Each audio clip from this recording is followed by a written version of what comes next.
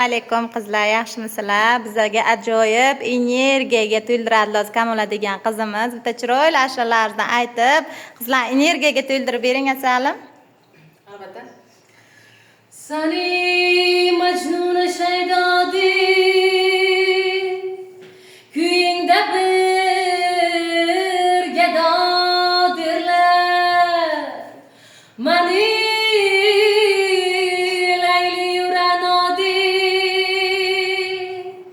ajoyib dilrabodirlar. Kecha kunduz eshigingda fig'on nolalar qilsam,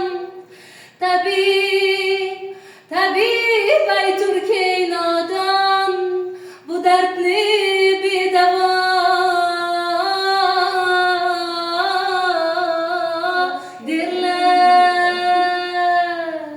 Rahmat asalim, rahmat. Ana energiyaga to'lib fitnessimizni boshlaymiz. Ana shunaqalar yangiliklar ham bor asalchalarimizda.